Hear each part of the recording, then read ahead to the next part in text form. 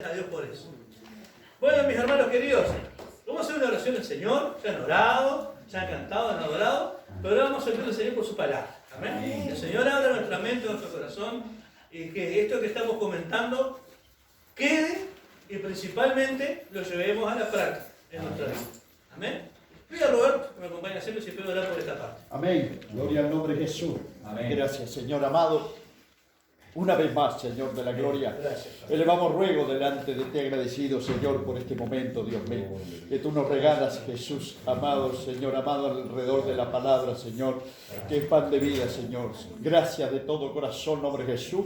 Prepara nuestros corazones, nuestros oídos para entender, Dios mío, en el nombre de Jesucristo, Señor, de la gloria que haya cabida en nuestros corazones. Amén. Gracias, Señor, por las enseñanzas, por los momentos que hemos vivido con los hermanos, por las alabanzas, Señor, por cada uno, Dios mío, de los hermanos en este lugar. Haya una bendición especial, Dios mío, porque estaremos recibiendo noticias uno de otro, Dios mío, de que como tú bendices a tu pueblo en diferentes lugares en el nombre de Jesucristo.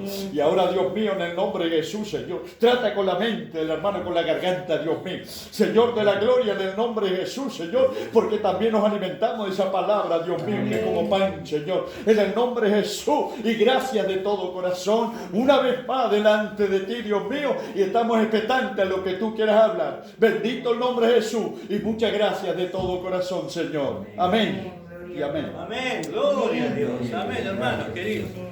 En este segundo siglo han tocado tres doctrinas fundamentales del cristianismo. Hemos hablado de dos de ellas. ¿Cuál fue la primera?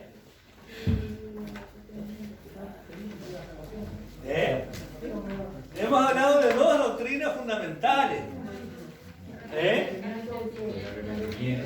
Ahí está, arrepentimiento y la fe. Ahí está, bien, gloria a Dios. Entonces, hermanos, a medida de repaso, vamos a hacerlo más interactivo porque así nos queda, ¿verdad? ¿Qué era arrepentimiento? Un cambio de mente. Perdónenme que yo con esto, primero que de lejos no oigo nada. Y no los veo, así que vieron que no saben de dónde te hablo. Cambio de mente. Cambio de mente y ahí dijeron algo más. Un cambio de actitud. Cambio de mente que te lleva a un cambio de actitud. Dijimos que había una diferencia entre el cambio de actitud y cambio de mente, porque es una conducta a base de mérito personal, de esfuerzo, la puedo llegar a modificar, pero no es suficiente, ¿se acuerdan? Había que tener un cambio de mente. Porque por ahí dijo un nuevo nacimiento. Jesús lo definió de esa manera. Si no naciéramos de nuevo, y dice el Señor, regeneraos en el espíritu de vuestra mente. Y esa palabra nos lleva a lo más íntimo del ser humano, a los genes. Regeneraos, o sea, háganse la idea de que la genética con la que nacimos ya no les sirve, tiene que ser hecha nueva. Y la regeneración es una obra que hace el Espíritu Santo. Cuando hay una voluntad de arrepentimiento. Porque para el que no quiere arrepentirse, pero para el que busca arrepentirse porque se da cuenta que es un pecador, que necesita ser perdonado y cambiar de vida, el Señor nos da el beneficio del nuevo nacimiento, sin el cual nadie puede ver el reino de los cielos. ¿Amén? Gloria a Dios. Entonces, arrepentirse es un cambio de mente, un cambio de pensamiento que me lleva después a un cambio de conducta. Habíamos hablado de una persona en el Antiguo Testamento que se arrepintió. David. ¿Y en qué salmo está eso? 51. En el Salmo 51, ¿se acuerdan? Lo leímos, hablaba de límpiame, oh Dios, con hisopo, y seré limpio, borra mis maldades, he pecado contra ti, ¿verdad? El rey David, el dulce cantor de Israel, hablaba de esa manera. Un corazón realmente arrepentido y nacido de nuevo, ¿verdad, hermano? Y en el Nuevo Testamento habíamos visto también una persona arrepentida. El hijo pródigo, hablamos de esa parábola preciosa de lo de Lucas, se arrepintió, volvió a su padre. Y hablamos de Pedro, una persona que durante su ministerio al lado del Señor, bueno, tuvo altos y bajos, hasta que llegado el último momento, bueno, maldijo el Señor, negó con maldición, y se cumplió lo que el Señor dijo, cantó el gallo, y en ese momento dice que lloró amargamente, y después tuvo un cambio total de actitud cuando el Señor se le presenta ya resucitado al final del libro de Juan, y lo restaura, y le dice: Pedro, me amas, me amas, me amas, y lo comisiona, ¿verdad? Y después lo vemos a Pedro en el libro de los Hechos, siendo el que lidera la marcha de la iglesia. No es Pablo, es Pedro. Pedro, con los discípulos contemporáneos de él, es lo que lidera la marcha de la iglesia en Jerusalén. Hubo un cambio, hubo una restauración, hubo arrepentimiento. Amén, hermano. Gloria a Jesús. Después hablamos de un segundo paso. Nos arrepentimos y después hablamos de un segundo paso, una segunda doctrina fundamental del cristianismo. ¿Cuál era? La fe. La fe. Después viene esa fe, ¿verdad? Que es una fe que dijimos que viene en aumento. Amén. ¿Verdad, hermano? Porque lo primero, ¿cómo? Hagamos memoria sincera. ¿Cómo vinimos al Señor? Muchos de nosotros. Arruinado. Algunos con más años, menos años, otras experiencias distintas, otros jovencitos quizás se quedaron en la iglesia, gloria a Dios. Pero también necesitaban arrepentirse y tener fe, ¿verdad? Amén. No porque nacieran en la iglesia, quiere decir que son sin pecado, ¿verdad, hermano? Necesitamos dar ese paso, entender, arrepentirnos y empezar a ejercer nuestra propia fe, que no es la de nuestros padres, es nuestra propia fe. Amén. Por la cual Dios va a tratar con cada uno en particular. Entonces necesitamos crecer en esa medida de fe. ¿Y qué era la fe de acuerdo a la palabra? La mejor definición que pueda dar. ¿Qué era? Es pues la fe, la certeza de lo que se espera, la convicción de lo que no se ve. Una certeza, una convicción, algo que de lo que nadie me va a mover, una certeza de lo que yo espero en el Señor, por supuesto la salvación, porque me lo ha prometido, y después espero, bueno, lo que está en la palabra, ¿verdad? ¿Cuántas promesas hay en la palabra para los hijos? Sí, amén. Que no son promesas de que no vamos a tener problemas ni nada de eso, son promesas de que Él va a estar. Sí, amén. Son promesas de que en medio de la dificultad, en medio de la tristeza de este mundo, dice, confiemos, como decía Diego, confianza, fe y confianza, de que Él ha vencido. ¿Verdad? Nos lo ha mostrado en su vida, con su testimonio, y nos traslada a nosotros esa firmeza y esa convicción. Y después nos habla de una convicción de cosas que no vemos. Cuando no ves la cosa, cuando no ves la salida, la solución, bueno, es una convicción de que es así. Cuando estás enfermo, cuando quizá la plata no da, cuando quizá la promesa no llega, y ahí acordémonos del padre de la fe. ¿De quién nos podemos acordar ahí? Abraham. Abraham, el padre de la fe, ¿verdad? Le hizo una promesa al Señor, un heredero, un descendiente propio, legítimo, porque él dijo: Señor, no tengo hijo, todo lo que tengo lo va a heredar un forastero nacido en mi casa. Y Dios le dice: no, de tus lomos vas a tener un heredero legítimo, hijo. Por ahí Abraham se cansó de esperar, se equivocó, todo sabe la historia, ¿verdad? Pero llegado el momento, la promesa de Dios se cumplió. Amén. Pero aún hay promesas hechas a Abraham que esperan cumplimiento. La restauración del reino, el pueblo de Dios, que los judíos, ¿verdad? Descendientes del patriarca Abraham, que ahora están dispersos y están en su tierra porque están siendo atacados, pero Dios prometió un reino. Y Israel va a reinar y muchas promesas todavía están por cumplirse. Amén. Pero él creyó en esperanza, dice la palabra de Dios, y sostuvo viendo el invisible. Así que son ejemplos de fe, hermano. Son ejemplos de fe y de confianza. Y después tenemos el hijo de Abraham, Jacob, también con sus experiencias, y después los 12 hijos. Los 12 hijos, los 12 patriarcas de Israel. ¿Se acuerdan? Las 12 tribus, los hijos de Jacob. Cada cual con sus problemas, ¿verdad? No nos olvidemos de lo que pasó con los 12 hijos. ¿Verdad, hermano?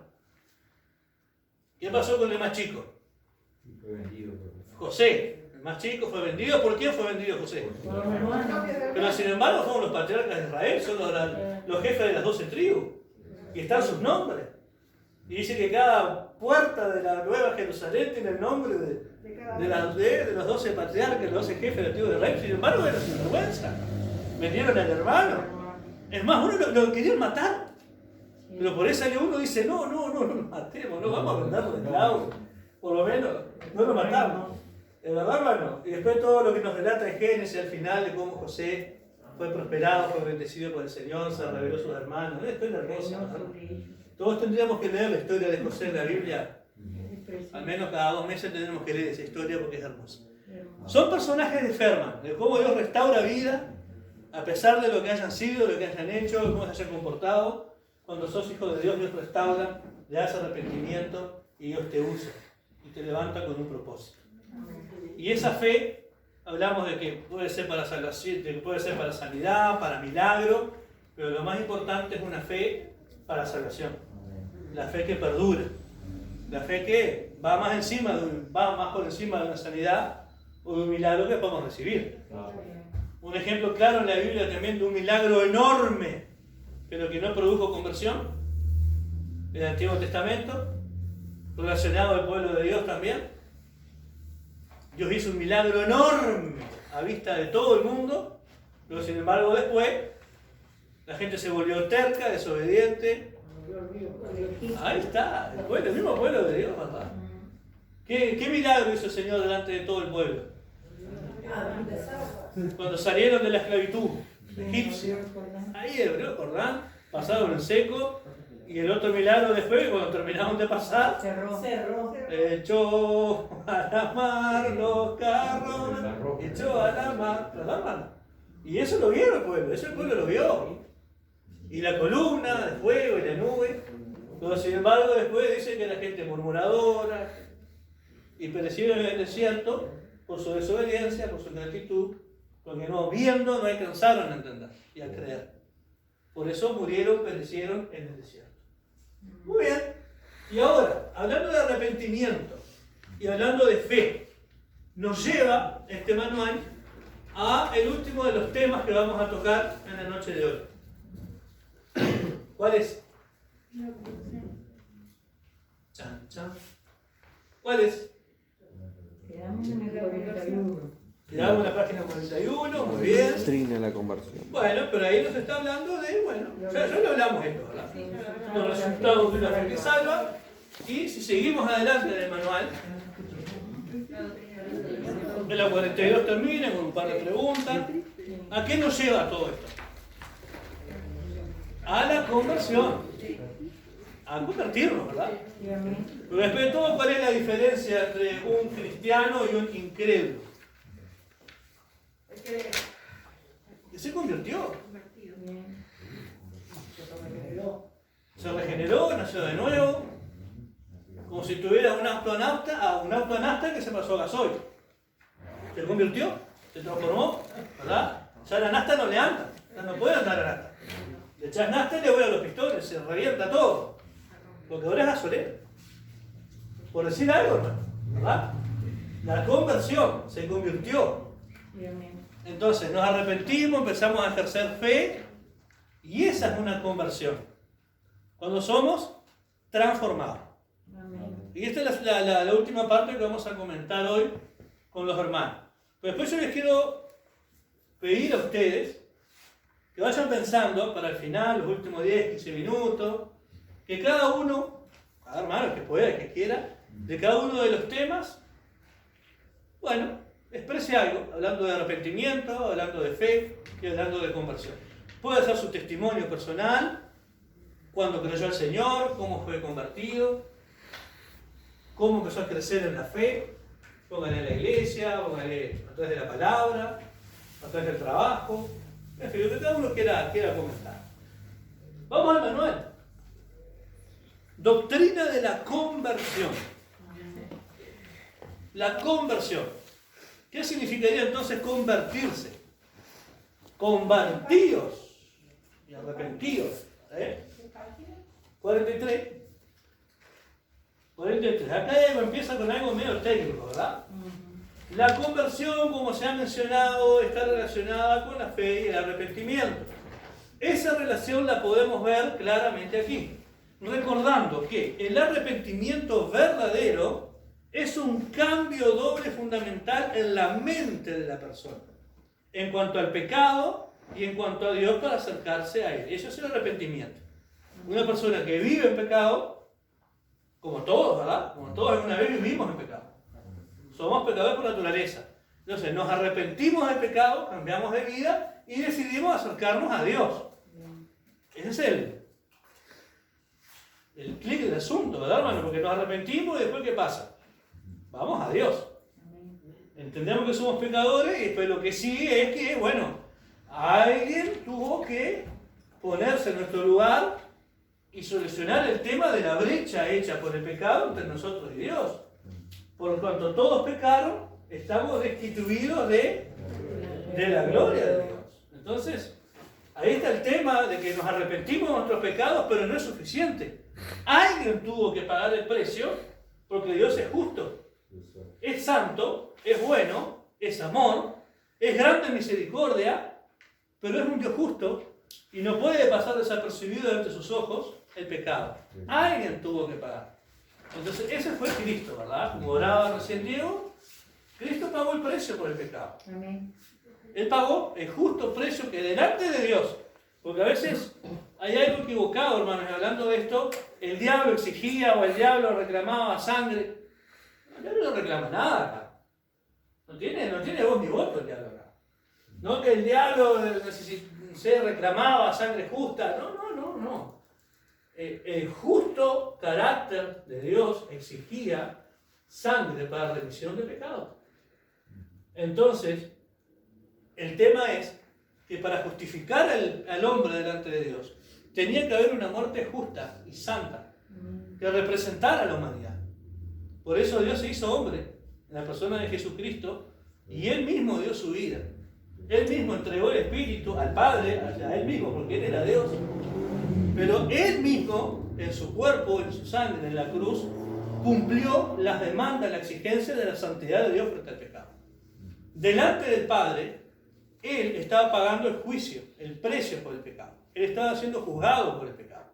Entonces, Él satisfajo esa demanda justa y santa de Dios.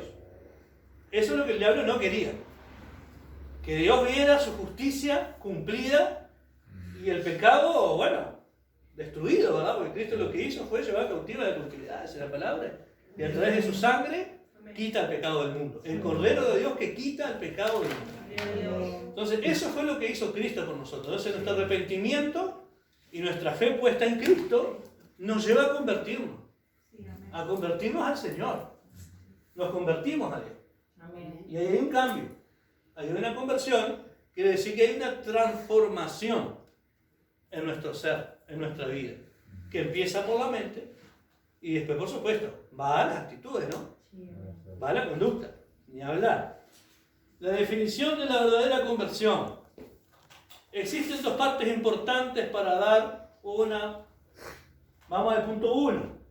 En el Antiguo Testamento, una palabra hebrea significa volverse o darse vuelta. Parte B en el Nuevo Testamento son definiciones técnicas, ¿verdad? De la misma palabra. Pero en el Antiguo Testamento también había una especie de conversión. Porque Dios siempre está exhortando a su pueblo que se convierta. Siempre. Y los profetas fundamentalmente exhortaban al pueblo de Dios a que se conviertan a Dios. A que se transformen, a que cambien, a que se den vuelta, a que giren de rumbo. Eso es transformarse, es cambiarse, es ser convertido. Lo usamos en sentido personal ahora de convertirnos al Señor. Pero en el Antiguo Testamento las personas se convertían a Dios, a Jehová, que era lo que ellos conocían, ¿verdad? En el Antiguo Testamento. Entonces vamos a leer un texto, hermano, que ilustra perfectamente la conversión. Tesalonicenses, ahí nos vamos a centrar. El que dice ahí Manuel. Primera de Tesalonicenses 1, 9 y 10. Una transformación de vida, de mente, de actitud, de conducta. Gente que tenía costumbres, que tenía creencias, religiones. A ver, hermana. Porque ellos mismos cuentan de nosotros la manera en que nos recibisteis y cómo os convertisteis de los ídolos a Dios, para servir al Dios vivo y verdadero, y esperar de los cielos a su Hijo, al cual resucitó de los muertos, para Jesús, resucitó de los muertos, a Jesús, que nos libra de la ira venidera. Ahí está. Gloria a Dios. ¿Qué problema había en Tesalónica según ese pasaje? ¿Qué creencias tenía esa gente? Lo dice el versículo 9. Eran idólatras.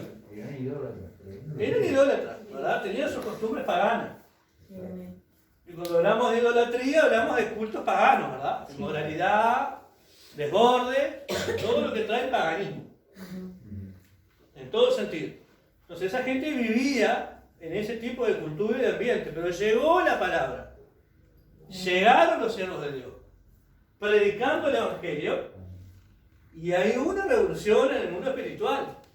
Como en el libro de los Hechos también lo hubo en Jerusalén. Sí. La gente se convirtió y se agregaban a la iglesia los que iban a ser salvos. De a 3.000, de a 5.000 personas en un gran avivamiento que empezó en Jerusalén. Luego vino la persecución y todos esos miles de almas convertidas fueron dispersadas.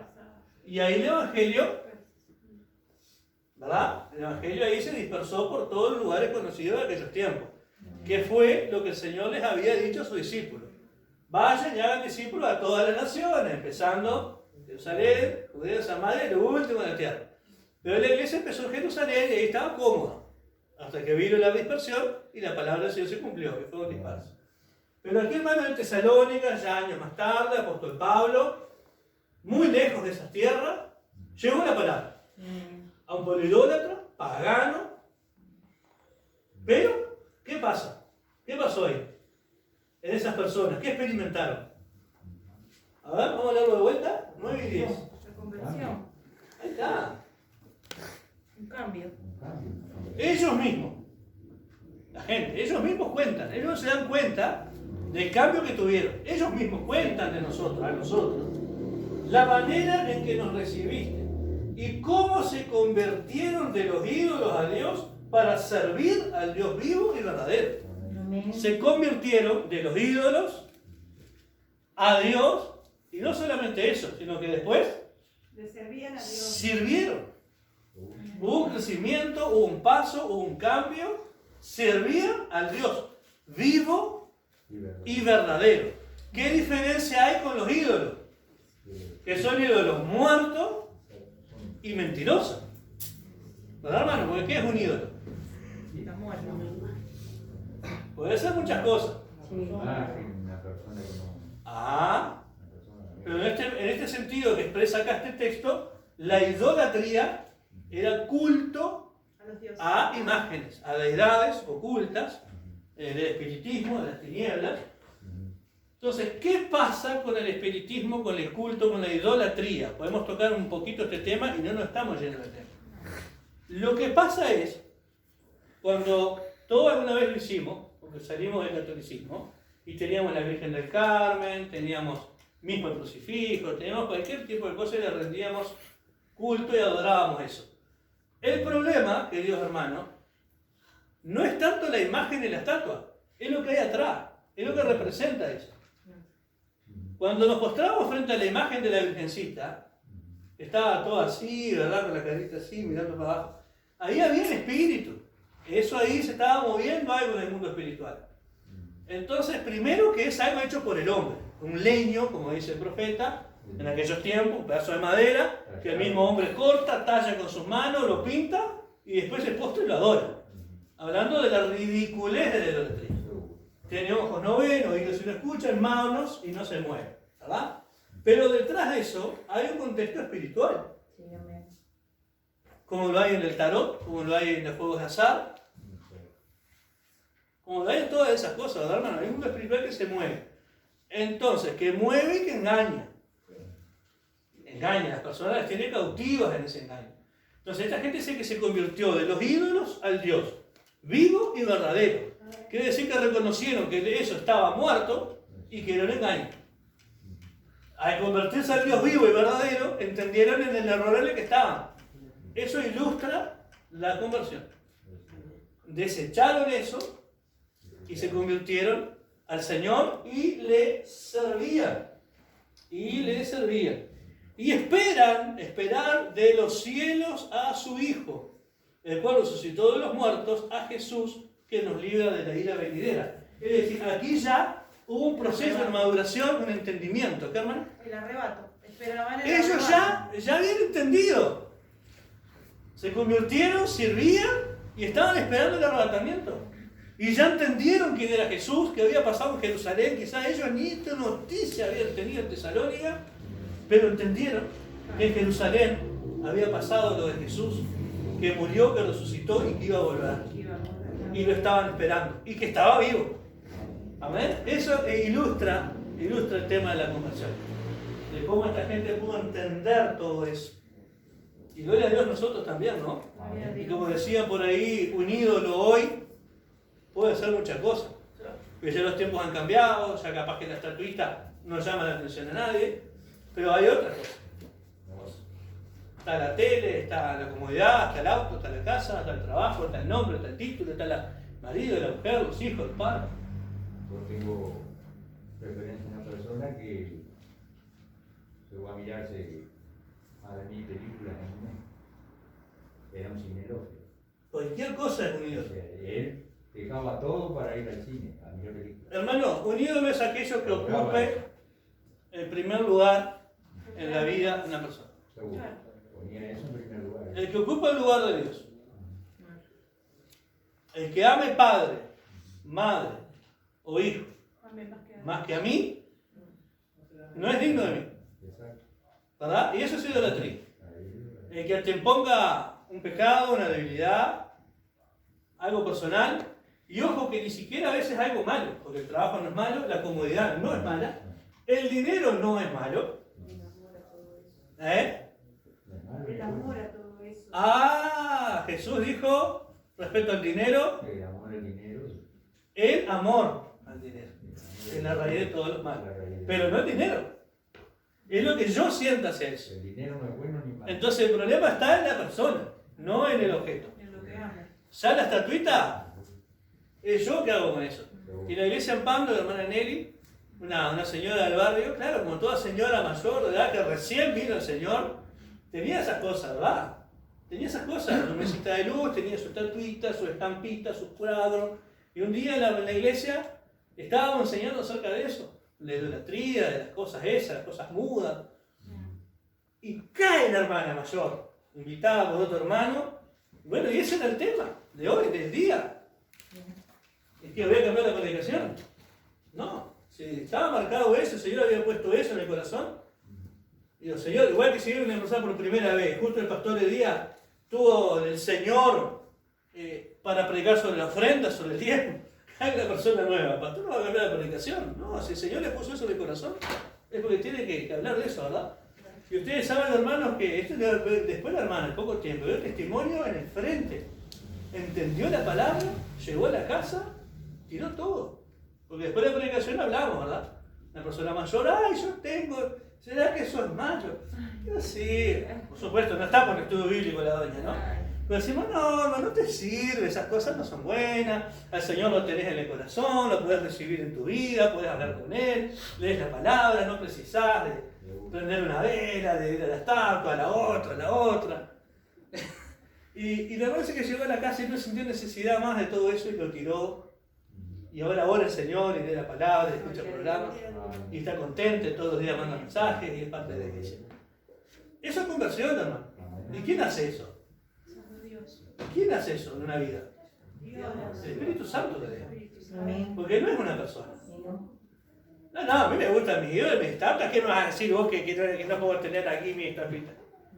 Cuando pasa eso, hermano, te das cuenta que el Espíritu Santo produjo una obra en esa persona. Y que esa persona precisaba esa palabra. Gloria a Dios. Después le hablamos del Señor, después le predicamos el Evangelio. En ese momento recibió esa palabra. Fue la primera que recibió en la iglesia. Y se convirtió al Señor. Gloria a Dios. Eso me impactó.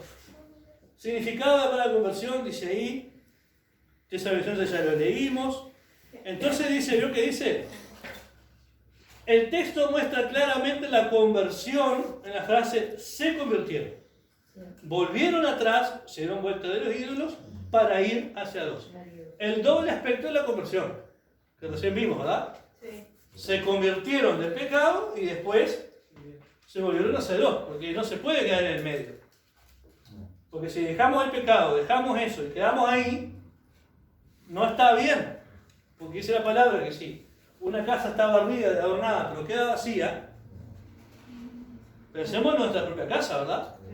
Si nos vamos, la pintamos, la arreglamos y la dejamos vacía, para alquilarla dentro de 5 años, lo más probable es que a poco tiempo esté ocupado. Haya gente adentro y un lío después, ¿verdad? Entonces esto es lo que gusta el Señor. Entonces lo convertimos del pecado y vamos hacia Dios. Inmediatamente después el Espíritu Santo entra en la vida y empieza a producir los cambios. Amén. Empieza a sacar lo que nos sirve, la palabra predicada, la palabra leída, la consejería de los hermanos, de la hermana en el caso de las jovencitas, de las damas. Ahí empieza a trabajar la palabra, la consejería, el amor.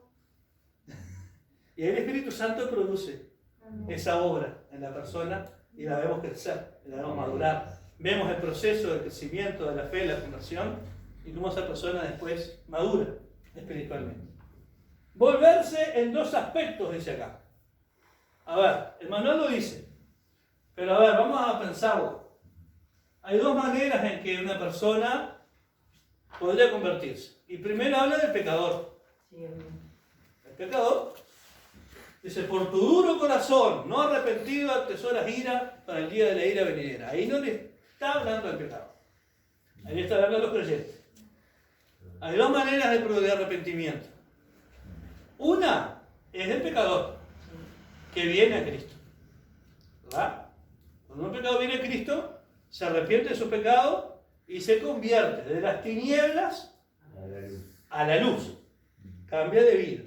Entonces vamos a ver este primer acto en el libro de los Hechos, 26-18. ¿Quién lo lee? Es una historia del principio de la iglesia.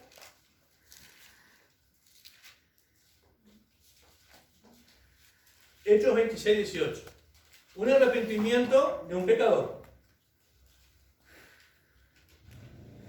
Para que abra sus ojos, para que se conviertan de las tinieblas a la luz y de la potestad de Satanás a Dios, para que reciban por la fe que es en mí perdón de pecados y herencia entre los santificados. Ahí está, hermanos, ¿vieron? ¿Vieron cómo ilustra los pasos de una conversión en una persona pecadora, no convertida? De las tinieblas, ¿a dónde? De las tinieblas a la luz. ¿De la potestad de quién? De Satanás. De Satanás, o sea, del dominio de Satanás. Un pecador está bajo el dominio de Satanás, porque vive de acuerdo a la voluntad de quien lo domina. ¿Verdad? Cuando alguien es esclavo de algo, dice la palabra, es esclavo de aquello que lo domina, ya sea de un vicio, de inmoralidad, de mala costumbre, de palabras, de pensamientos, de iras. Hay personas que viven enojadas. ¿Conocen alguna persona que vive enojada? No, señales a papá. ¡Ah, lo mató! ¿Papá? No, papá. No es eso. Vas a ver. Vas a ver lo que estoy diciendo yo por el tapabocas que lo veo. Yo me refiero, hermano, a una persona de estas que vive.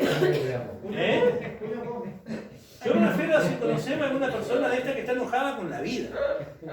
Que si trabaja, el encargado es malo, el compañero es malo, todo está mal, le pagan poco y los compañeros no sirven, el encargado es tal cosa y la empresa está la otra. Nada. Hoy tengo una hija que es así. Nada. Y si llueve, si dieron lluvia, si dieron sol, si dieron frío. Mira, no. Eso, hermano, tan feo que es, ¿verdad? ¿La depresión? Ay, horrible.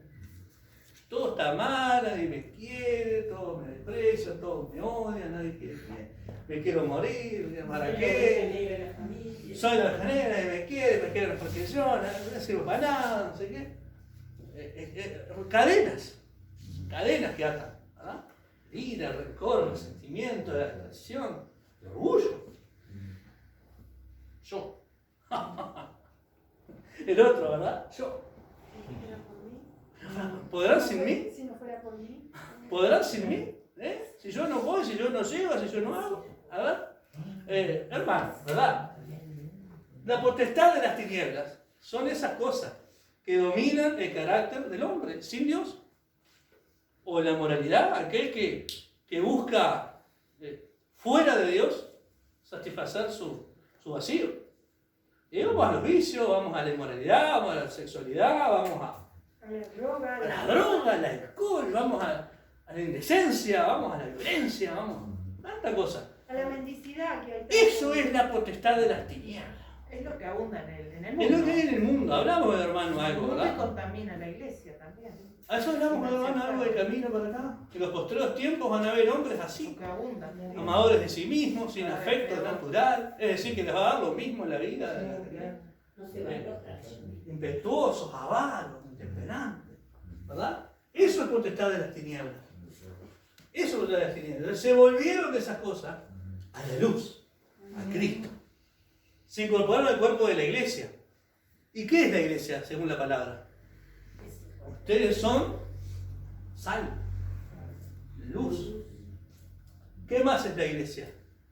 Columna y baluarte de la verdad.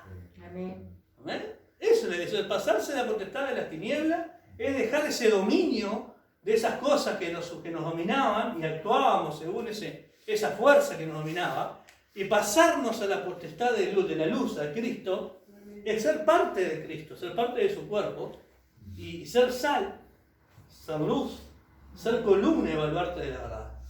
La sal en aquellos tiempos se usaba, ¿saben para qué se usaba la sal? preservar. Preservar los Para alimentos. preservar, sí. Ese era el uso. Para purificar. Ahí está, como se usa hasta ahora en charque, ¿verdad? En campaña, creo que alguna vez. Mire lo que hizo Eliseo nomás en el segundo libro de Reyes, capítulo 19, y ahí... ¿Qué hizo Eliseo? Sí, ¿qué hizo Eliseo? ¿Qué hizo Las Eliseo? aguas estaban malas, Amén, se amén. veía buena la tierra, pero era bueno aquel lugar, pero la tierra era mala. ¿Y qué hizo Eliseo? Pidió sal, Salinizó las aguas, las y curó. santificó Ahí va. toda aquella tierra hasta el día de hoy. Salinizó las aguas, ahí está, se volvieron buenas. La santificó. ¿Vieron? Ese es el sentido de la sal. Cuando el Señor lo dice así, está hablando de preservación, está hablando de purificación. Cuando habla de luz, habla de iluminar las tinieblas. Cuando habla de columna, que la iglesia es columna, está hablando de algo que sostiene. ¿Verdad? Acá que sostuvieron el techo con unas columnas de hierro. Y cuando habla de baluarte, el baluarte es el puesto de vigilancia donde estaba el atalaya, el vigía, en las murallas de la ciudad de Jerusalén, por ejemplo, o hasta ahora si vemos las grandes fortalezas, el fuerte de Santa Teresa, el fuerte de San Miguel, la fortaleza del Cerro, en las murallas hay puestos de vigilancia, donde ahí en esa garita estaba cuidado y protegido el vigilante. Eso es un baluarte. El mangrullo. El mangrullo. El mangrullo. ¿Verdad? Columna sostiene, el baluarte vigila. Es decir, que estamos para sostener las buenas costumbres, la moral, la buena conducta, la ética que el mundo está perdiendo. Y eso es la iglesia. Ahí nos pasamos de la potestad de las tinieblas a la luz. Hay una conversión.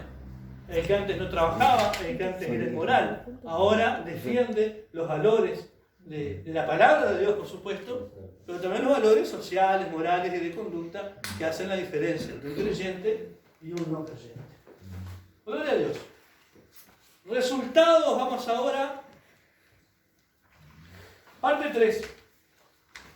Página 44. Ustedes saben, ya lo leímos, a saber si sabemos de lo que se trata. El libro de los Hechos también. Volverse de las tinieblas a la potestad de la luz.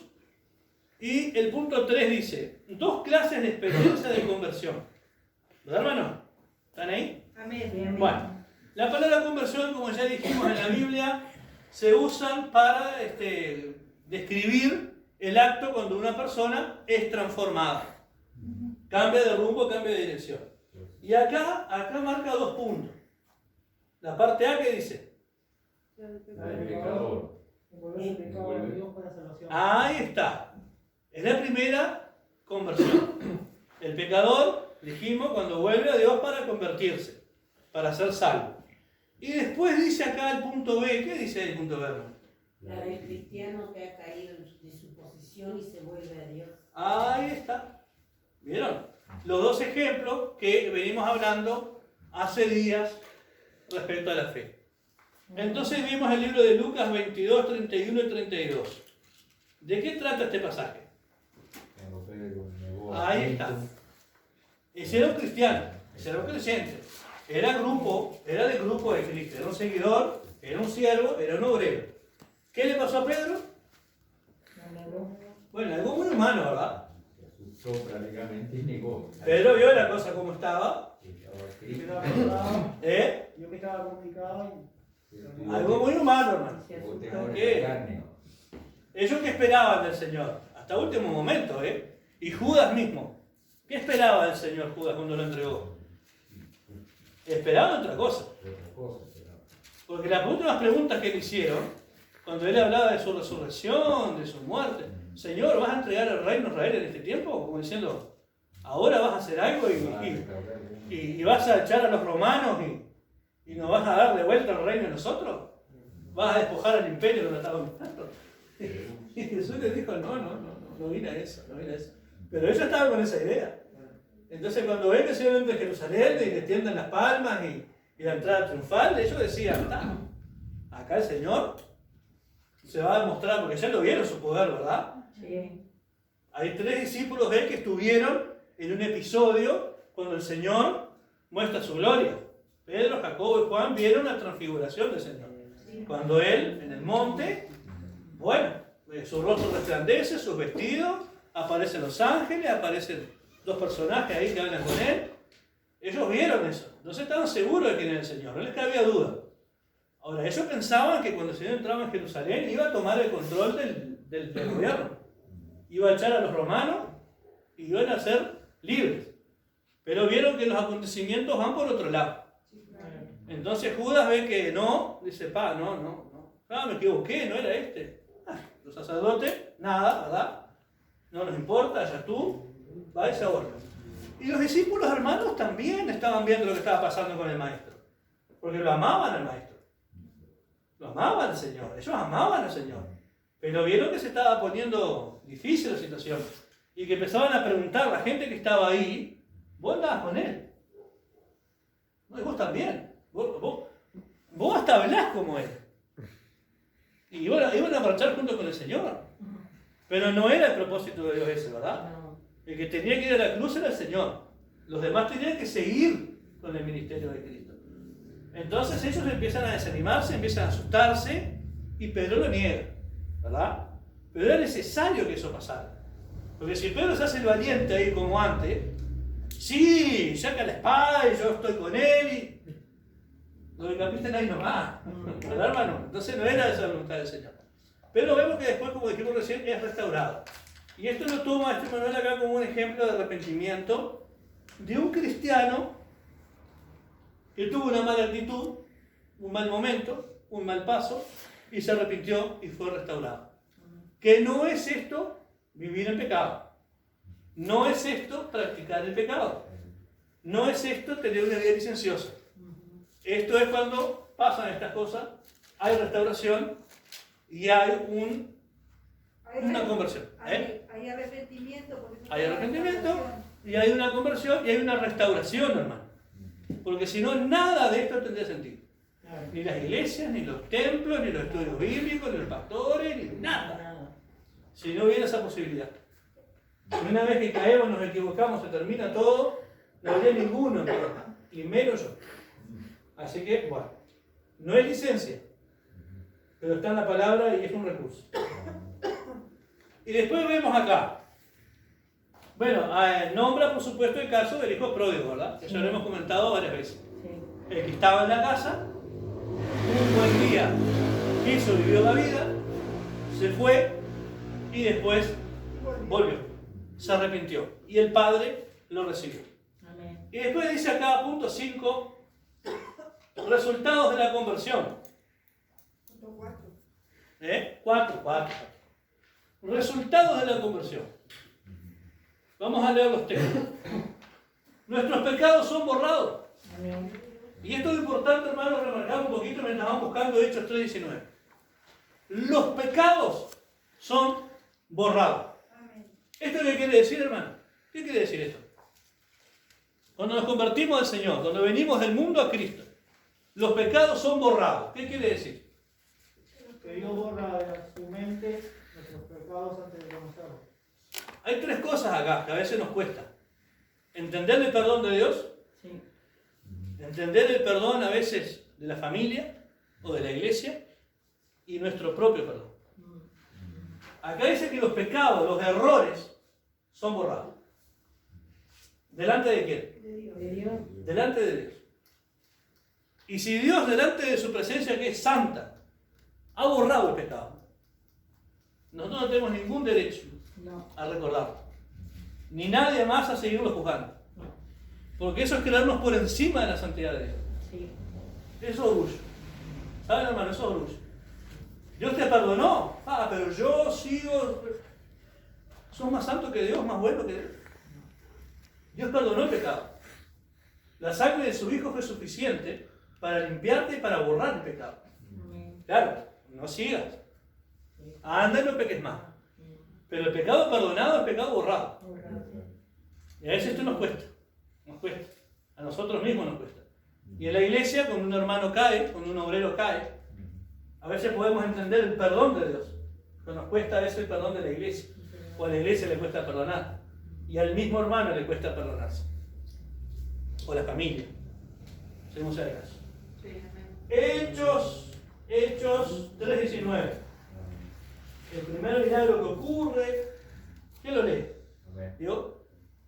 Así que arrepentidos y convertidos para que sean borrados vuestros pecados, para que vengan de la presencia del Señor tiempos de refrigerio. ¿Vieron que ya lo habíamos leído?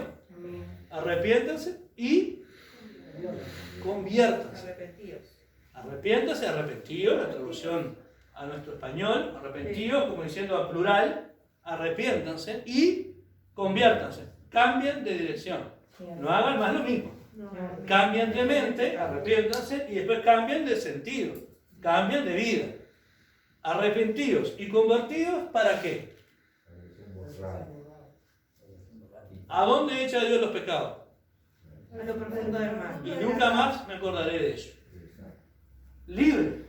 Libre. Y es una gran mochila que se nos saca de la espalda. Amén. Porque hay gente que viene al Señor con una mochila muy grande de pecado. Hay gente que trae al Señor aborto, asesinato, robo, mentira, engaño, en fin. ¿Cuántas mochilas traemos al Señor a veces? Pero también nos dice el Señor, ¿verdad?, que tenemos que venir sobre Él y poner nuestra carga sobre Él, toda nuestra ansiedad sobre Él, pero eso nos cuesta entenderlo.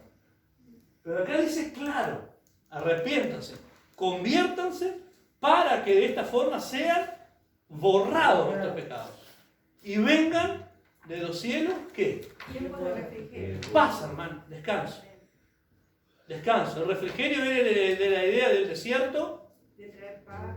El refrigerio viene de la idea de venir caminando en el desierto, la arena, el sol, los animales, el calor y el oasis, la palmera, el agua fresca. Ese es el refrigerio. Y eso es lo que Él nos ofrece. Arrepiéntanse, conviértanse para que sean borrados y venga el refrigerio sobre tu vida. Y eso trae salud, trae alivio, trae libertad. Segundo, consecuencia, resultado de la conversión. Herencia entre los santos. Hechos 26:18. ¿Quién lee eso? Para que abras tus ojos, para que se conviertan de las tinieblas a la luz y de la potestad de Satanás a Dios, para que reciban por la fe que es en mí perdón de pecados y herencia entre los Ahí santificados. va. Pasás a ser hijo. Ya lo leímos. Ya lo leímos. Pasás a ser hijo. Cambiás de potestad, cambiás de dominio, cambiás de señor, cambiás de rey, cambiás de soberano de tu vida y pasás a ser un hijo. Y un hijo, un heredero, ¿verdad? Amén. Herencia entre los santos. Y la herencia de los santos es el reino de los cielos. Amén. Dice la palabra que somos coherederos con quién? Cristo. Con Cristo, hermano. Coherederos con Él, de las cosas de Dios. Sí. Qué privilegio. Lo leemos por arriba, pero si lo analizamos, coherederos con Cristo. Y acá dice herencia entre los santos. Entre los santos, entre los separados del mundo, entre los que se apartaron del mundo. Herencia, herencia. Una herencia es lo que te corresponde por un derecho legítimo de hijo. La herencia es de los hijos, ¿verdad? Sí, amén. O de quien tú quieras heredarle algo, pero a quien se lo quieras heredar es dueño, le corresponde y le pertenece. Amén. Y eso es lo que te pertenece una vez que sos hijo. Una vez que sos comprado, redimido, que te has convertido, vas a ser hijo de Dios. Amén. Te corresponde la herencia de Dios. Te corresponden las herencias prometidas en la palabra. Te corresponde el reino de los cielos. Es tuyo, porque Él lo hizo y lo compró para vos. Herencia entre los santos. Amén. Y después dice acá, recibimos discernimiento y vista espiritual. Amén. Amén. 1 Corintios 2:15, ¿quién lo tiene? En cambio, el espiritual juzga todas las cosas, pero el que no ha juzgado de nadie Pero Él no es juzgado por nada. de nadie. Hermanos, el Hijo de Dios aprende a ver espiritualmente las cosas. Amén. El Hijo de Dios, el nacido de nuevo, el que se convierte, recibe uno de los dones del Espíritu Santo, que es el discernimiento espiritual, el discernimiento de espíritu para conocer a las personas, pero el Hijo de Dios empieza a ver espiritualmente las cosas. ¿Verdad? ¿Qué quiero decir con esto? Quizá antes me pasaba unas buenas horas del día mirando las novelas brasileñas. No, bueno, me entretenía, ¿verdad? Ah, bien. Pero yo ahora soy hijo de Dios, soy cristiano. Entonces empiezo a ver un trasfondo espiritual ahí diferente. Sí, tal cual. Hay algo que nos cierra. Que el globo, que el ojo, que hay pornografía, que hay lesbianismo, que hay inmoralidad, que el marido de la madre, que la hija, que el fulano, que el robo, que la traición, que la homosexualidad abierta, discriminada, que incentivan a nuestros hijos a la inmoralidad. Entonces ya no veo divertido. No. Ya hay algo ahí que me inquieta. Sí, sí. O en la música. Sí. En la música, ¿verdad? En la música secular. Quizá, hermano, vos vas a cantar. Te digo a vos porque sos cantante.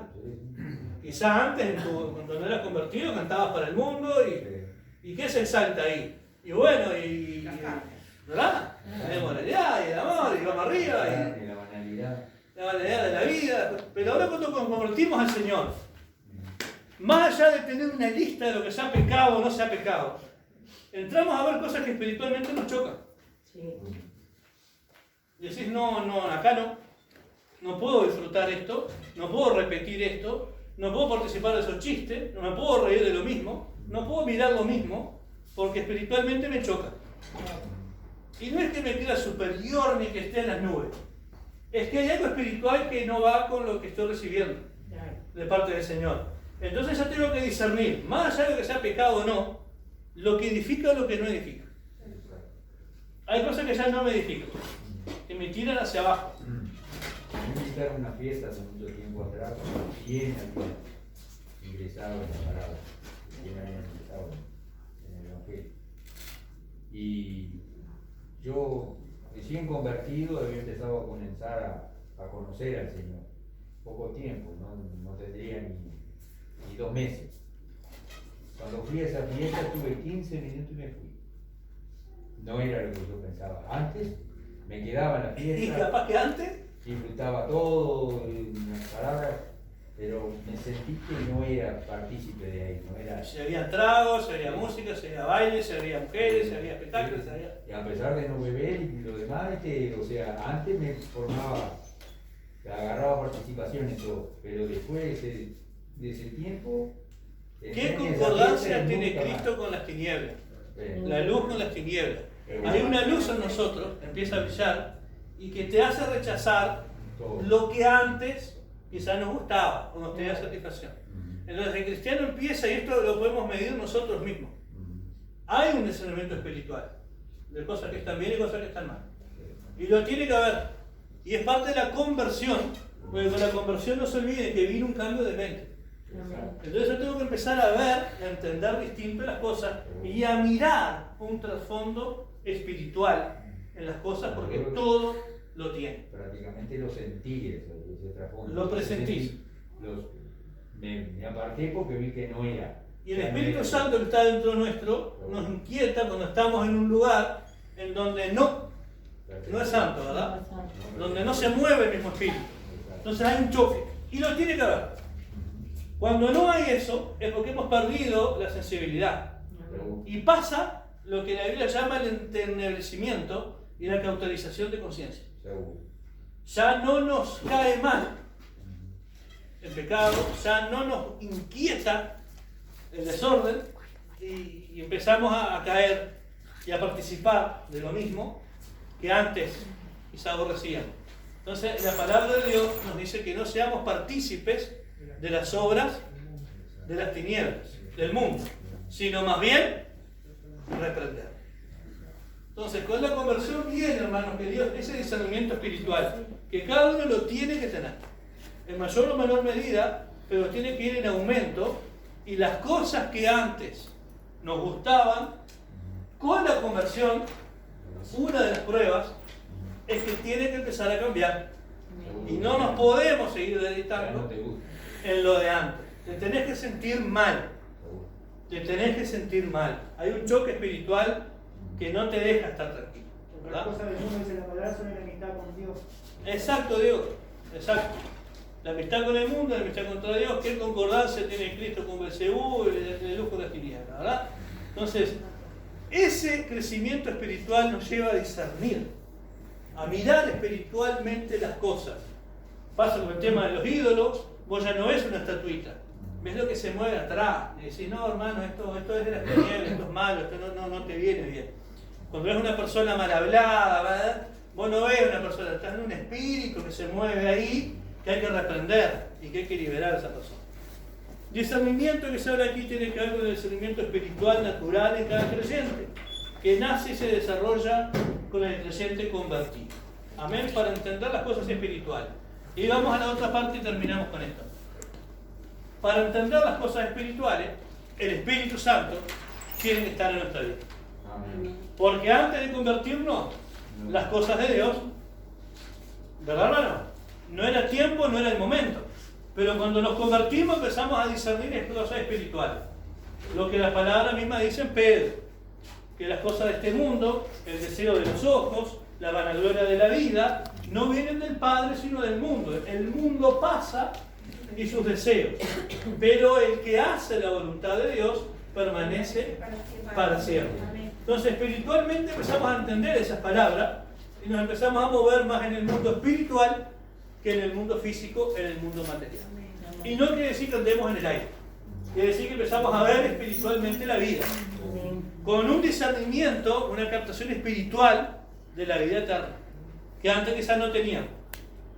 Antes decíamos, como dice la Biblia, comamos, bebamos, total mañana moriremos, y chao. Pero ahora empezamos a decir, no, hay algo más, hay una vida, hay un futuro, hay una rendición de cuentas que yo tengo que dar.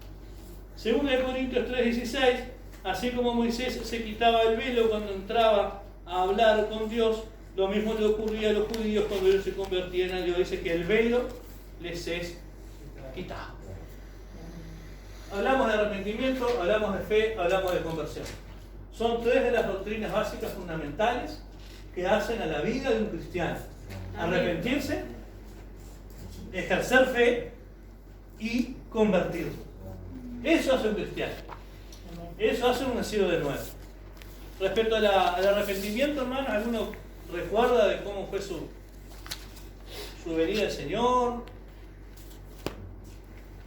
¿Quién le predicó la palabra? ¿Cómo vinimos? Yo recuerdo bien que yo era católico, ¿no? Y lo único que creía era el catolicismo. A mí me habían inculcado que el evangelismo y los judíos eran los enemigos de Dios. Sí. Y estaba plenamente convencido en eso y discutía, pero sin embargo, cuando vino una hermana a predicarme, una hermana que era amigo, me predicó la palabra y me confrontó con el amor de Dios. Con la palabra del amor de Dios. Cuando el amor de Dios me explicó ahí que realmente Dios no era así. O sea, no era de desechar a su pueblo. El velo te es quitado. Exacto. Después de hablar conmigo, o sea, fui convertido y dejé de hacer todo lo malo que hacía, porque yo quería a veces apartar a esas personas que venían al lugar donde yo estaba viviendo para que no, o sea, no estorbaran en mi vida ni en la vida de los demás, en la palabra, ¿no? Y hasta cuando me enfrentó esa hermana con la palabra y me habló del amor de Dios, entendí que está hablando lo mismo que yo escucho en la iglesia. Mira, gloria a Dios. Entonces empecé a analizar y empecé a entender que estaba equivocado respecto a lo que yo pensaba. Te fue alumbrado el entendimiento. Exacto. Entonces ahí empezás a ver con claridad. Ahí empecé a tomar fe y a escuchar más la palabra por medio de ella, y me empezó a explicar y me empezó a hablar muy mansamente, ¿no? Y gloria a Dios hasta el día de hoy. Hermano, ¿y la conversión? Miren que a muchas personas les cuesta mucho la conversión. Es lo mismo. Fue progresivo lo mismo. Fue progresivo. Fue progresivo, pero igual. Es un proceso. Es un proceso. A medida que vamos creciendo en la palabra, vamos cambiando. Es un proceso. Todos nos convertimos. A mí me ha costado, ¿no? Quizás me sigue costando. Pero es un proceso, como dice Diego, es un proceso de conversión, hermano. A muchos les cuesta. Convertirse, dejar. Dejar, ¿verdad? Dejar cosas viejas y no. Pero es parte del cristianismo, es una vivencia que tenemos que experimentar. Y con eso viene el Espíritu Santo, ¿verdad? El bautismo en el Espíritu viene a fortalecer esas áreas débiles de nuestra vida para precisamente ayudarnos a convertir de esas cosas malas que traemos a Dios, a la potestad de Dios. Amén, hermanos. Esto tiene que ver, esas tres doctrinas fundamentales del cristianismo que hemos compartido en estos 2 meses. Arrepentimiento, la fe y una genuina conversión. Una genuina conversión, un cambio realmente de vida. Alguien habla de que convertirse no es convencerse.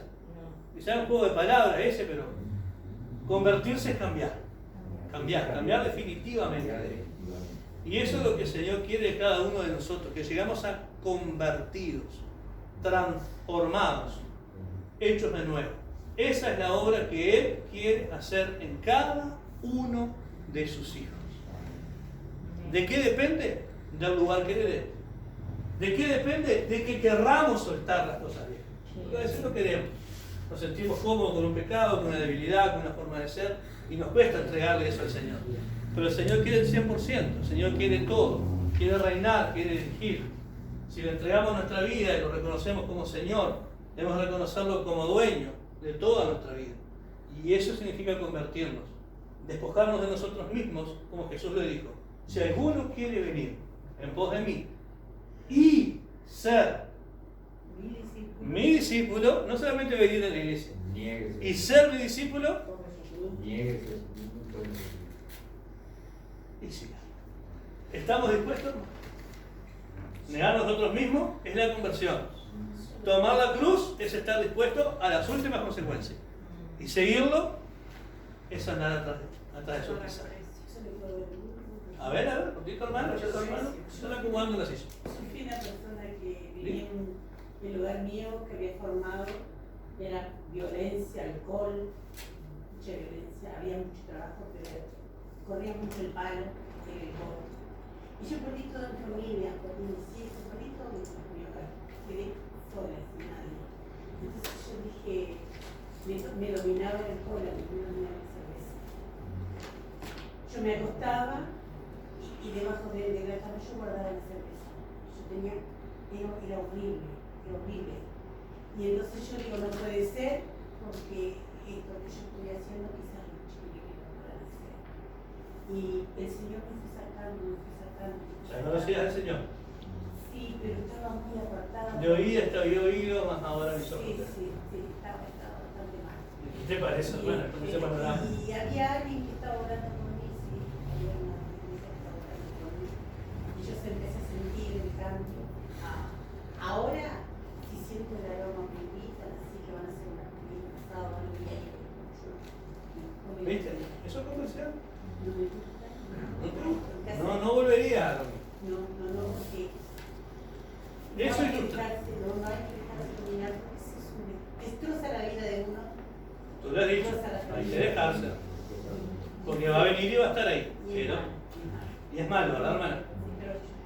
Con el Señor es distinto. Tú podrás dar testimonio de que sos malo. Lo viviste. Y también de que hubo gente orando por vos. Y que pudiste salir de ese reparo. Y ahora has cambiado de vida y eso ya no te gusta. Eso es conversión. Y no me gusta que otros caigan. Por supuesto, por supuesto. Fácilmente yo Eso es conversión. Amén, hermanos queridos. Yo les agradezco al pastor, le agradezco a la esposa del pastor, a la iglesia, que me ha dado la posibilidad de poder venir, de conocerlos, de intercambiar con ustedes. Los felicito de vuelta, hermanos, porque son una iglesia instruida, conocen la palabra, les gusta la palabra, la saben, y eso es muy lindo. Sí, que la querida. Y nosotros le agradecemos a ustedes por haber venido hasta acá, de tan lejos, que Dios los siga bendiciendo, Muchas gracias. llenando de sabiduría, de Muchas gracias. inteligencia y de buena voluntad para estar enseñando. Y vamos a estar siempre en contacto, y siempre nos estamos invitando de un lugar a otro, y de aquello de otro lado. Yo les digo, el viernes vamos a tener una reunión con el Dimitrio y Fernando y todos esos hermanos. A ver, ¿para dónde vamos? ¿Y quién viene para acá? Pero vamos a seguir predicando la palabra y enseñando. Amén, hermano. Muchas gracias. Y el manual es de ustedes, léanlo y lean los textos bíblicos. Amén. Bueno, que Dios les bendiga mucho, hermanos, y de nuevo. Muchísimas gracias. Amén.